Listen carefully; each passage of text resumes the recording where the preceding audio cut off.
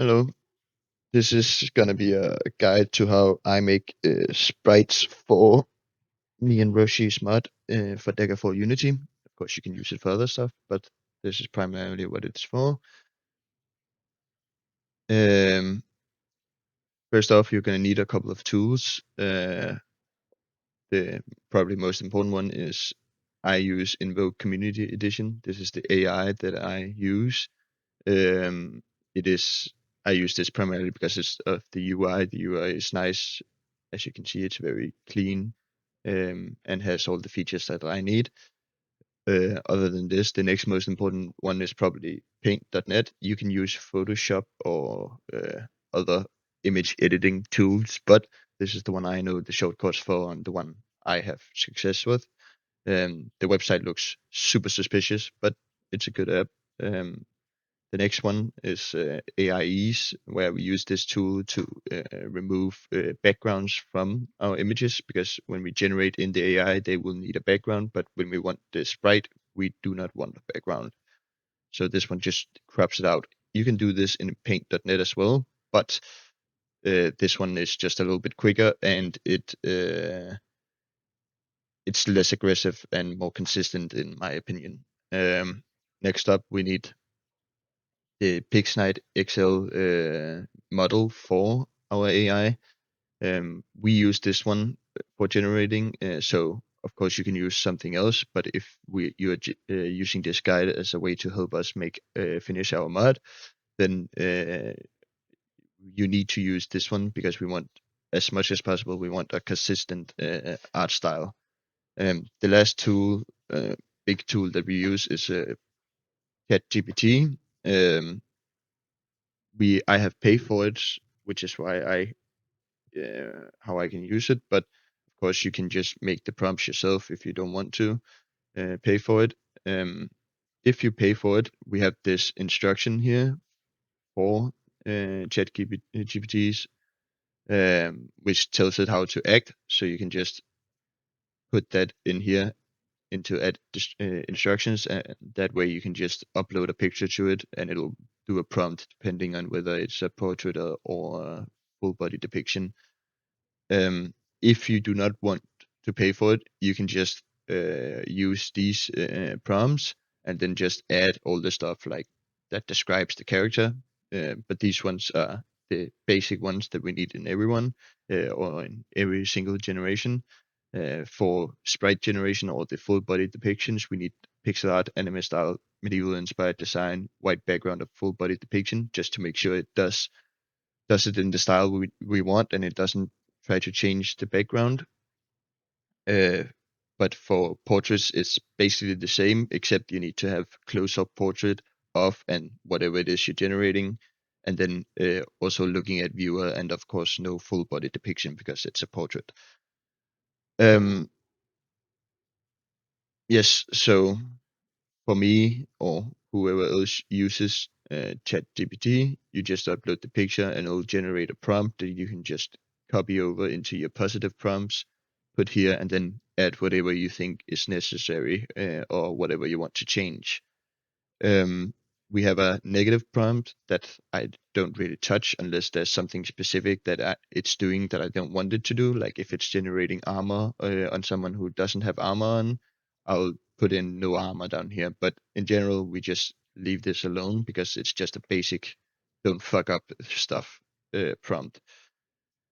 Okay, so to get started, what we do is we choose a texture that you get from the file, or of course you can use a picture from something else, but the ones we use to make sprites here are from the texture file that Roshi uploads in the announcement tab of the Weaverfall server.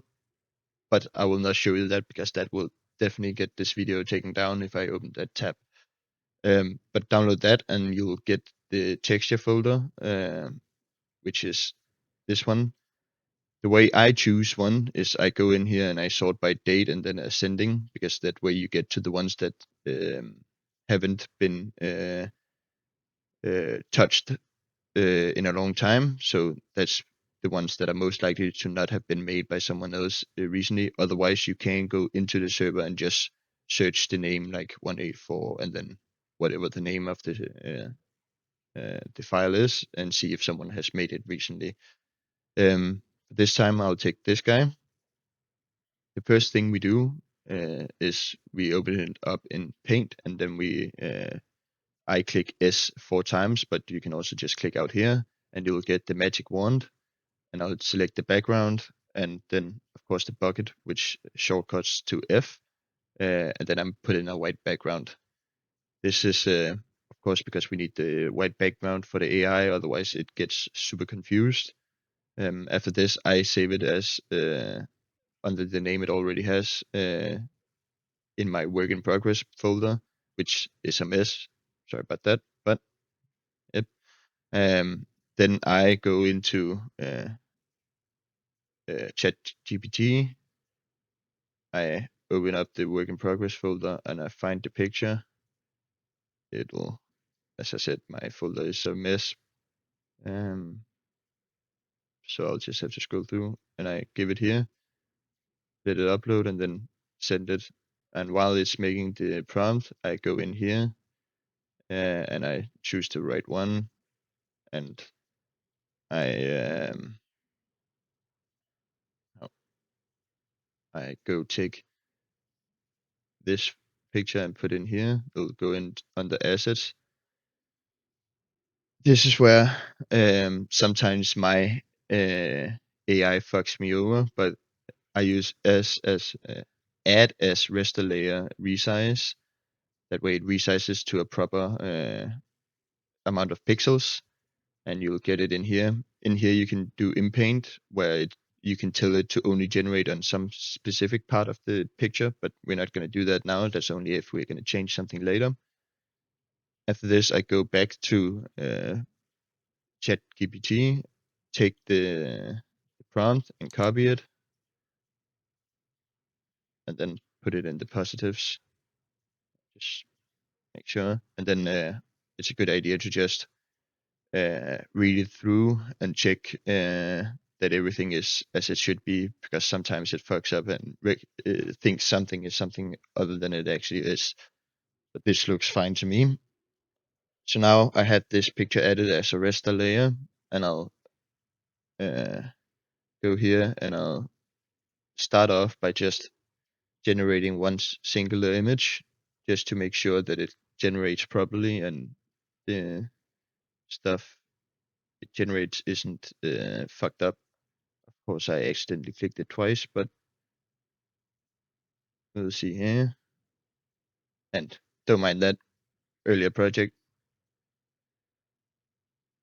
It'll take a little bit to generate, and then it'll generate a picture. This time it generated a picture properly. Oops, I fucked it up there, but we'll go again.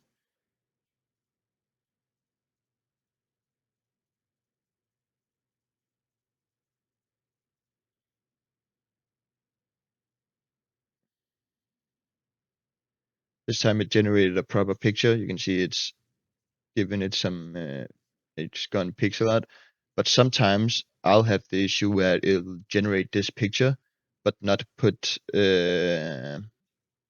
actually change anything on the picture. So put out a output like this, and it will just be the same as the picture it generated from. In that case, I'll take the output and I'll do again add as raster layer resize, and then it'll work. But this is a fine result, so we'll just go from here and we'll do 10 of these.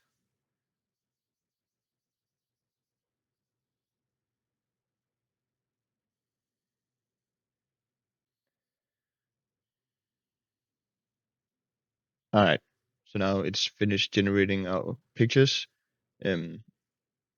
This is where you look through them, check which ones are good, check them for any weirdness like extra hands or weird arm placements or whatever. These ones all look pretty fine. Now sometimes if you have a lot of different ones that are looking different and you can't decide which one you like best, you can go into the server and put up a poll and ask people which one they like best and use that one. But for this example, I'm just gonna choose one, and I am gonna choose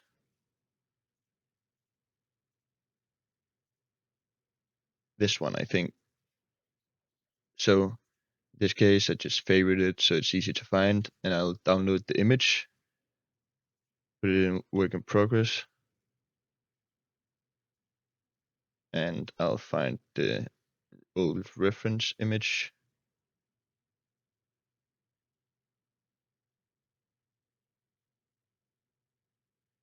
And it is apparently, I am blind, but there it is. And I'll save over it. Then we go into the AIE's thing, so we can remove the background, show all files, and we'll grab the picture, open it up, and it'll take a couple of seconds to generate. Just close the end, and then we'll download it. Wow, that was cut it out and put it where we want it. I want it here, and then we open it up in Paint by just clicking on it. From here, we need to clean it up before it can be uploaded as a sprite, and we do that by first we open effects and object and then alias. This is an additional tool for Paint that we will that I'll link in the description. This one removes. Oops, that was not on purpose, but this one removes all these kind of transparent edges, or at least most of them. So it's just to make our life easier when we work on it. And in general, you want to be up about 200. Of course, if you go too high, it'll cut the whole picture out. And if you have a sprite that is more detailed, and especially if it has a lot of like hair strains and stuff, it might cut those in two. So it's just a thing you look at the picture and see how much you can do. But this guy is pretty simple, so I'll put it pretty high, cut it down, and then I'll press Control R to bring up the resize menu. Otherwise, you can just go image and then resize to bring it up. And our sprites, we do a standard where we put them at 320 to make him smaller. That gives him less pixels. As you can see, it kind of looks fucked up, but it's not going to be as noticeable in a lot of instances when you actually use the sprite. But this also makes it easier for us to work with because there's less pixels per inch or whatever. From here, it's just a cleanup job. So I'll press S to select the rectangle select tool, and I'll go around and I'll clean up stuff that I don't think should be there, like this. Otherwise, my other tools is I press K, which brings up the color picker, and I'll choose a color, and then I'll press P to bring out the pencil, and I can color in some of these more transparent areas. We in general want to have the darker colors on the edge as an outline because it looks less weird when you play the game. It's not as important. I'm kind of not that good with limiting myself when I do this, so I usually spend way more time than I should changing colors and making sure that everything is up to par. But you don't really need to do that. It's just it's not as visible as one might think. But it is just going around taking out all these different things, and especially like the one you saw there was very light compared to everything else, and this one as well. So you just go color those in, see if stuff looks weird. So I'll just take this away, and this, and this, and of course, every time I bring out this so I can color something in is P. Every time I pick a color, it's K, and every time I pull out the tool so I can mark stuff, it's S. Um, just common workmanship with this tool at least. And of course, this looks weird right here. This looks weird. It's like he's got this weird L shape. So I'll just pull up some strands here to make it look a little softer and less hard. And I'll probably also just take off this thing. Yeah, I might add. See, this is what I mean. I might go a bit overboard sometimes, but this is in general just photo editing to make it everything look nice and even.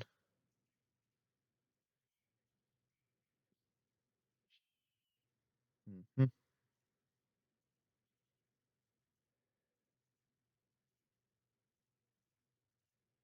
course, this is a relatively simple sprite, so this is a less of an issue. What I just did there was a mistake, so don't worry about it. Um, so there won't be as much work on this one. Sometimes you get some that are a lot more work.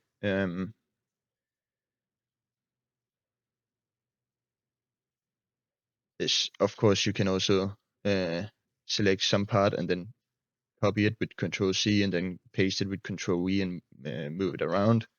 I did that out of habit there, but I didn't actually need to since you have the pencil. You can just color it in. This one, again, I think looks weird, so I'll take that out and then delete that. This is just, you just move around the whole picture, removing weird edges and stuff like that.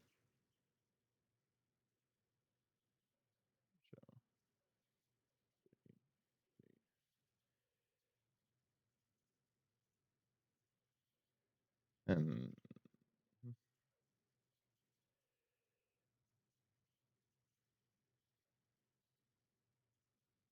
Again, these you can normally leave in, but it annoys me a lot, so I'll just color them in so they're a little bit darker and don't look as transparent.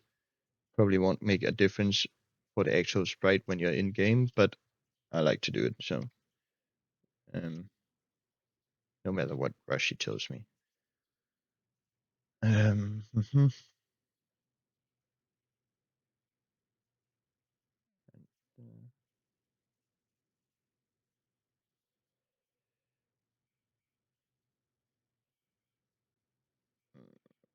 So often it's a good idea to just scroll out to see whether something actually looks weird. I do think this looks weird, so I'll delete that and copy this color and extend it. This.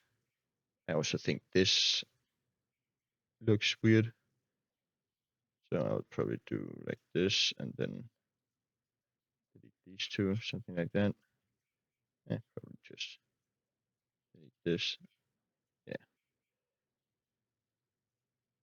Of course, when you paint with the pencil, it just gives you the same color each time. So if you want some variation, it can be a good idea to, for example, take this and copy over and move out. But this purpose, it's not that important right now.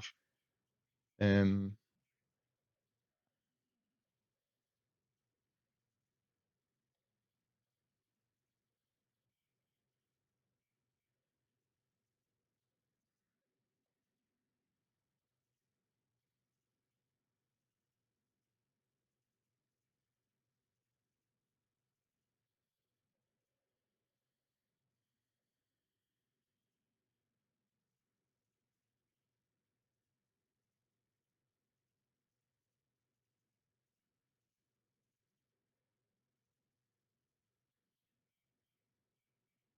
I like to connect these, then delete some of this and extend this a little bit.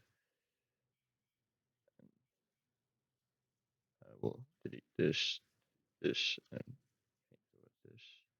Yeah, this. Yeah, just remove it. All of this is, of course, just a judgment base. You could have done all of these things a lot differently. So it's not too important how you do it. It's just that you clean it up a little bit is the whole point. But how you do it is a little bit irrelevant. Just go through making stuff look nice. And of course, this is just the way I do it. There's probably plenty of other ways to do it, and probably plenty better ways to do it. But this is what we found that works for us, or me in particular. And I think these looks weird, so I'll remove those. Yeah, so I'll just cut it out.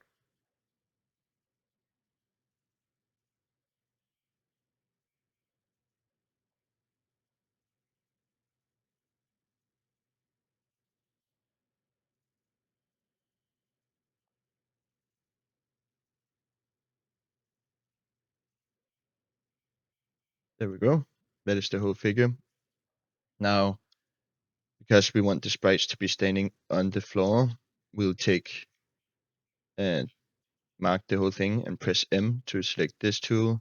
That way we can move him around, and we'll go and we'll just put him down to the bottom of the picture and deselect him. Now he's technically done, so I'll go and save him as in textures, and then I'll save him as under the name of the reference image. So just do ascending again. We'll find him right here. Save. Yes. Okay. Now we also need portraits for it. For that, you go into and find the original generated sprite, the one that we haven't changed in size, because remember we put this down to 320 in height. So you go in and get this one, and I'll select the whole sprite, and again I'll move him down a bit just to get some room at the top of the picture, and I'll just paint this white. I'll press B and B for brush, which is this tool out here, and I'll just press 999 to get a big brush. Then I'll just paint this picture. Of course, it will only paint in the marked area.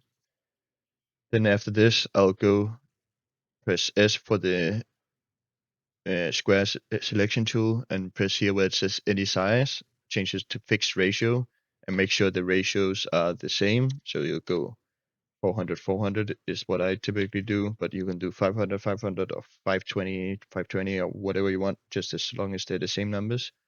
And I'll select like a little under the chest. This guy is annoyingly broad.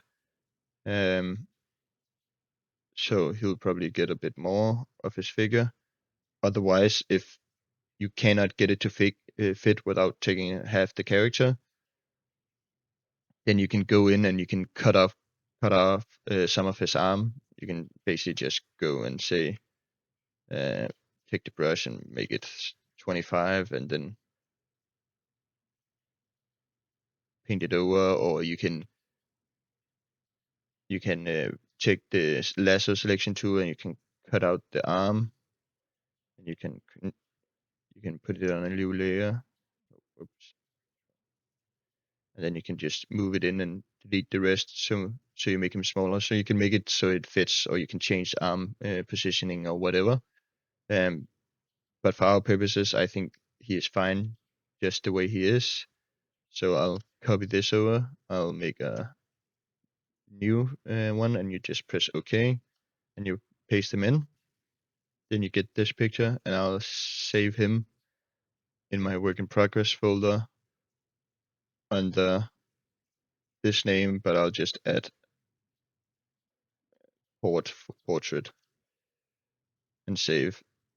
Okay, and then you go in once again. You go into pixel prompts. You bring up your work in progress, and you pull this out. Let it upload. Send it off again, and then you go here, and you go assets, and you do the same thing again, and you uh, add as raster layer, resize, brings it up, and you go take your prompt,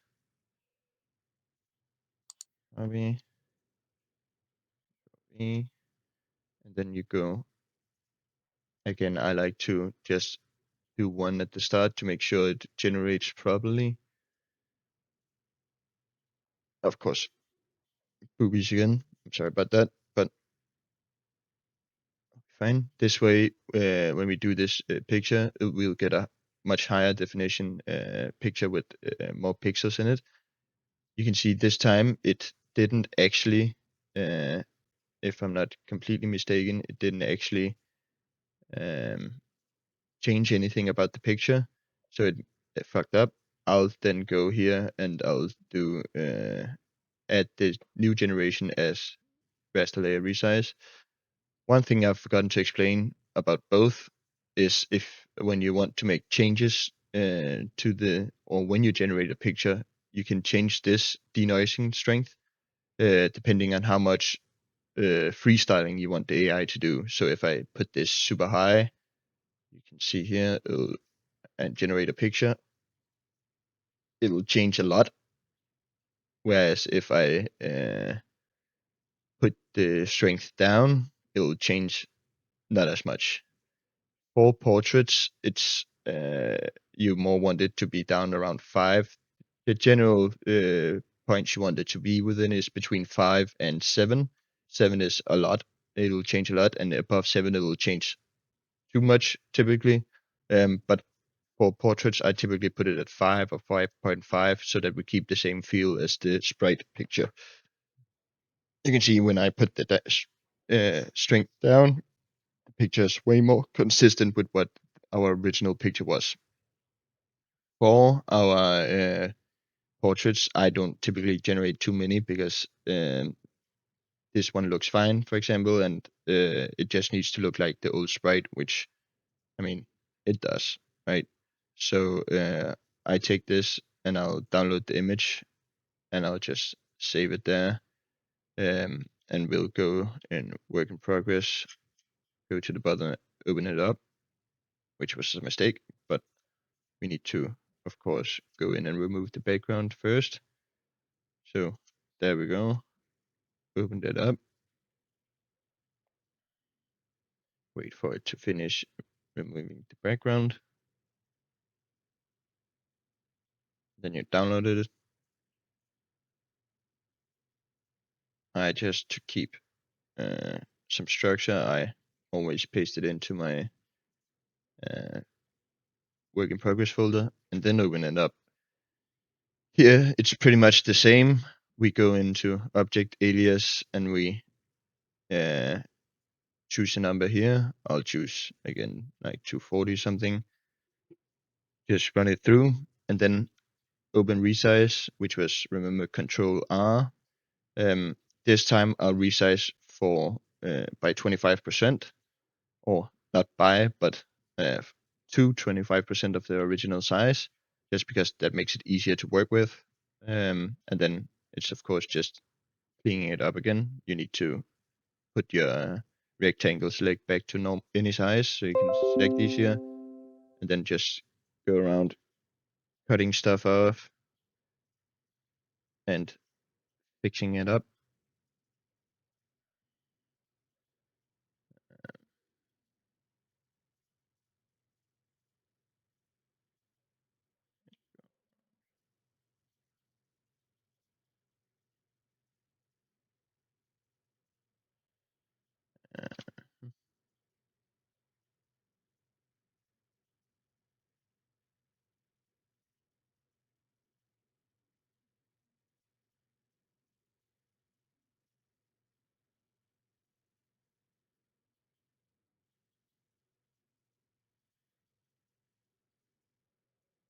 And I am, of course, not an actual YouTuber, so this is probably a bit boring, but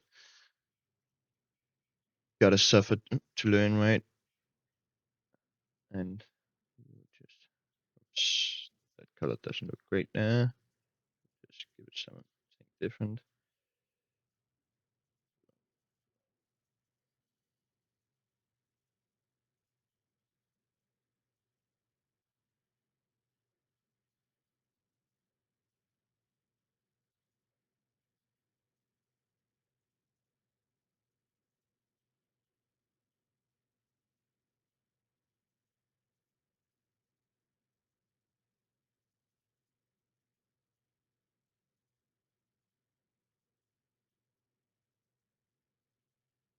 That was not on purpose.